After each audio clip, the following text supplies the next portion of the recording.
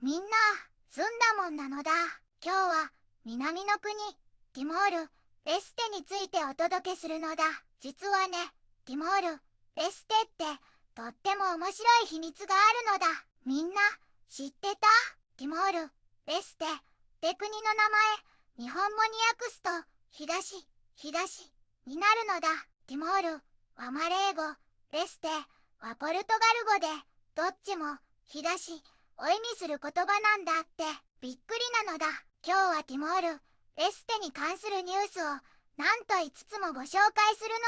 のだ。中でも特に注目なのが4つ目のニュースなのだ。今回、ラハダとマレーシア代表として第7回リリ国際映画祭に出品っていう記事なのだ。実際にあった事件をもとにしたマレーシア王立警察の勇敢な戦いを描いたアクション映画で、とっても熱いのだ。済んだもんを早く見たいのだ。これからもいろんな国の面白いニュースをたくさん紹介していくから、よかったら高評価とチャンネル登録もよろしくなのだ。それじゃあ、ティモール、レステの魅力、一緒に見ていくのだ。ティモール、レステは、東南アジ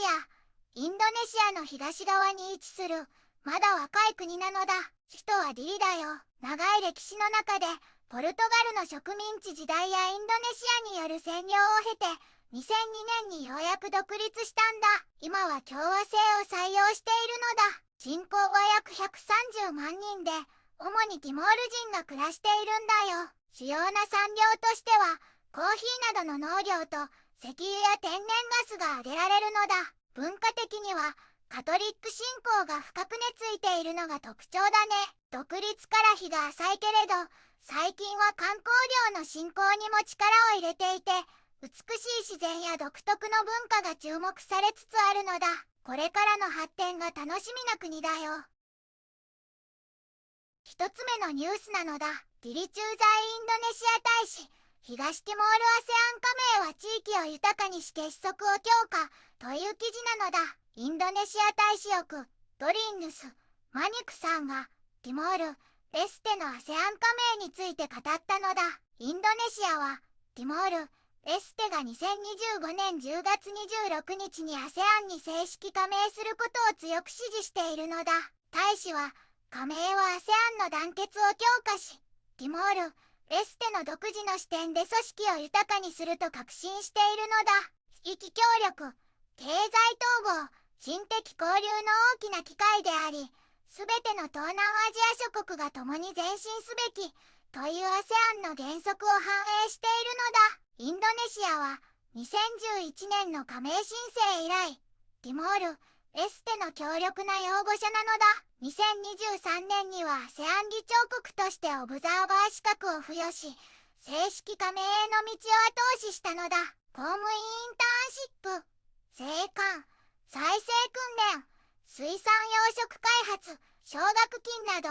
インドネシアは具体的な支援を続けているのだ。これは、アセアン加盟に対するインドネシアの強いコミットメントの証なのだ。両国の関係は、歴史、文化、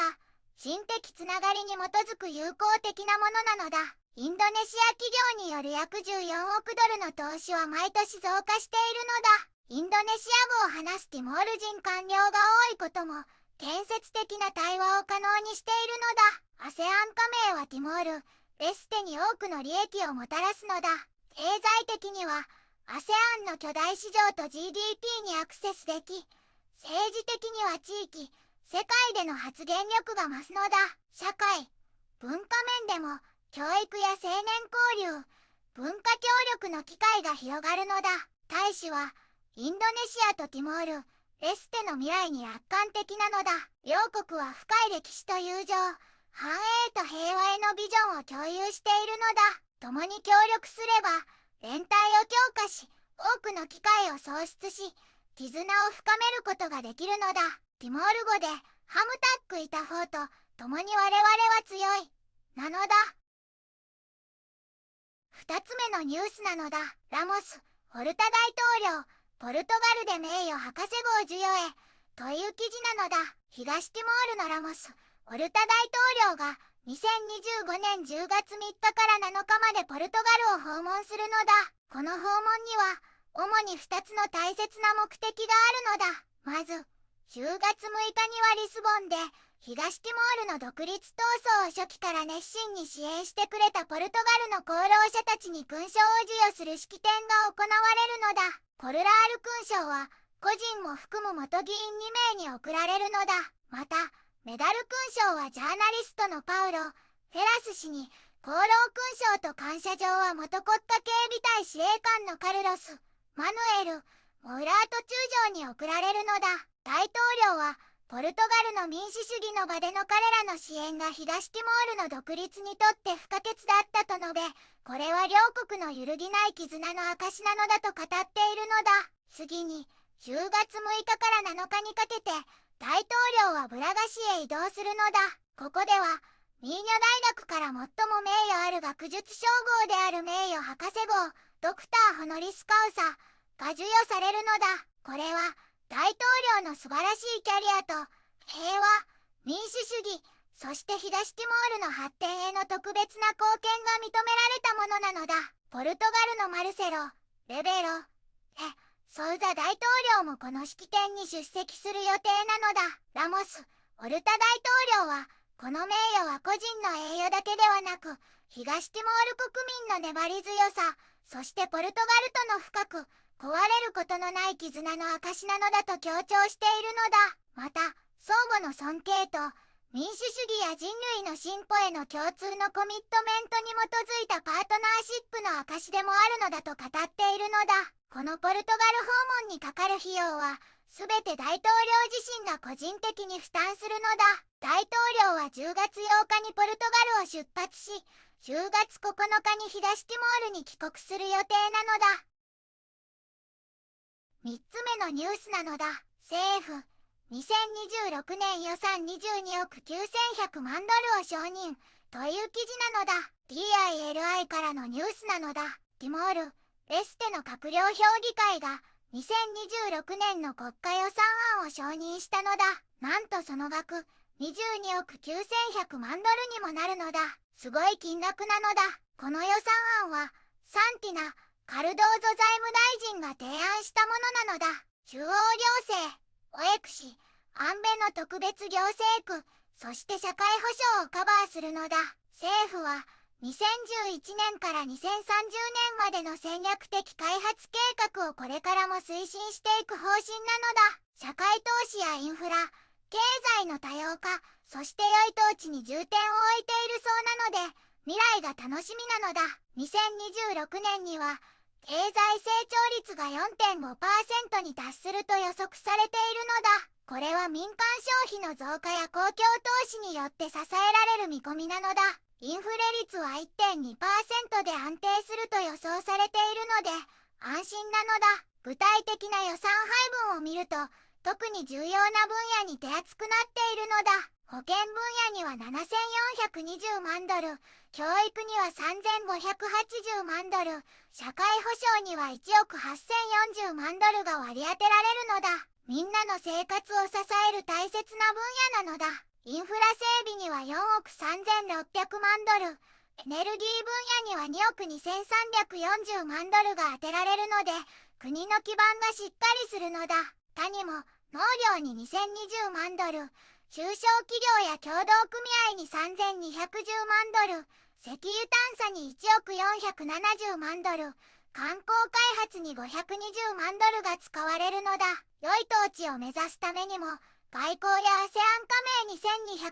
1270万ドル、法部門に1620万ドル、地方分権や財政改革、公共契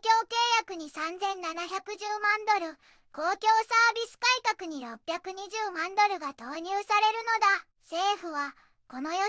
案を通じて持続可能な政策を実現し、地域統合を強化してみんなが豊かになるような包摂的な開発を進めていきたいと考えているのだ。2026年から2030年の経済的、社会的な課題に備えるためのとっても大切な一歩なのだ。4つ目のニュースなのだ。今夏、ラハダト、マレーシア代表として第7回ディリ国際映画祭に出品という記事なのだ。ずんだもんなのだ。ディリ国際映画祭が今年も開催されたのだ。マレーシア大使館は昨年に引き続きこの映画祭と協力してアクション映画コンカー・ラハット・タトゥを上映したのだ。この映画は2013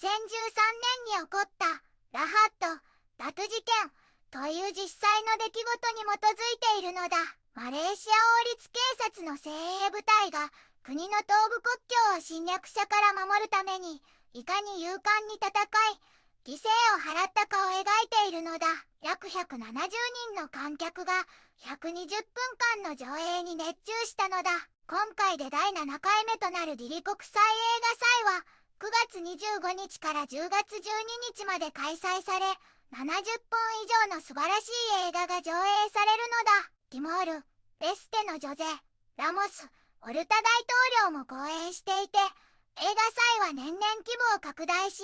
ますます力強くなっているのだ。マレーシア大使館の映画祭への参加は、文化交流を深めるための大切な活動なのだ。マレーシアの活気ある映画産業を世界に紹介するとともに、マレーシアとティモール、レステの間でお互いの理解を深め、より強い絆を築くことを目指しているのだ。去年の映画祭では、エアフォース・ザ・ムービーが上映されたのだ。5つ目のニュースなのだ。土地改革が東ティモール経済の未来を切り開く鍵、世銀の新たな報告書が指摘という記事なのだ。みんな聞いてほしいのだ。ティモール・レステの経済について世界銀行が新しい報告書を出したのだ。この国は2024年に 4.1% も経済成長したのだ。でもこの勢いを保って長期的な繁栄を確かなものにするには、土地の管理をもっとしっかりしたり、石油基金への依存を減らしたり、国の収入を増やしたり、公共支出をもっと効率的にしたりする改革が必要なのだ。今回発表された世界銀行のティモール・レステ経済報告書、機械の土地行政がティモール・レステの経済変革をいかに強化できるかは、土地の管理が国の発展にどれほど影響するかを詳しく調べているのだ。報告書によると、土地行政がバラバラだと、経済が成長している時でも、みんなが豊かになることを妨げてしまうのだ。現代的な土地行政の法的な基盤は作られつつあるけれど、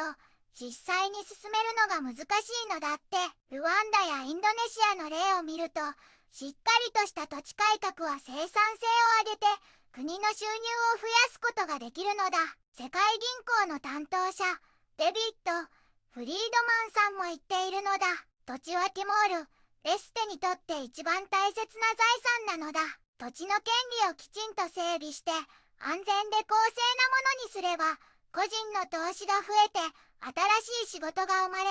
経済が成長して、貧困を減らすことができるのだよ。だから、報告書では投資を増やして国の潜在能力を最大限に引き出すために7つの P というロードマップを提案しているのだ。これは政策、ポリシー、保護、プロテクション、計画、プランニング、過去のデータ、パストデータ、人々、ピープル、プロセス、プロセスズ、プラットフォーム、プラットフォームのことなのだ。この枠組みを実行すれば、土地の権利を強化して、土地行政を現代化することで、経済成長を後押しできるのだよ。このティモール・レステ経済報告書は、世界銀行が半年に一度出す大切な出版物なのだ。ティモール・レステが回復力をつけて、経済を多様化し、みんなが豊かになれるような包摂的な成長へと移行するための分析や政策の選択肢を提供しているのだよ。みんなでこの国の未来を応援するのだ。ティモール・レステは若い国ながら、ASEAN 加盟や大統領の活躍で国際舞台での存在感を増しているのだ。国内では大型予算でインフラ整備や経済多様化を推進し、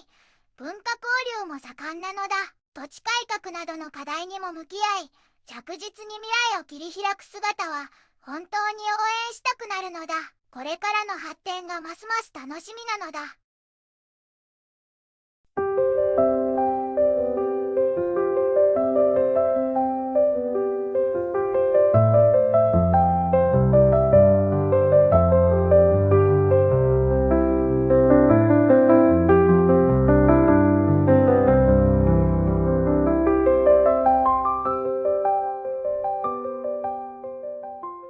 こんにちはなのだ。この番組では世界のあまり知られていない国や地域からちょっと不思議でちょっと感動するニュースをお届けするのだ。日本ではあまり話題にならないけど、世界には僕たちが知らないままの出来事や優しさや驚きに満ちた物語がたくさんあるのだよ。テレビでもネットでもあまり見かけない。けれど本当はもっと伝えられるべき小さな世界の声。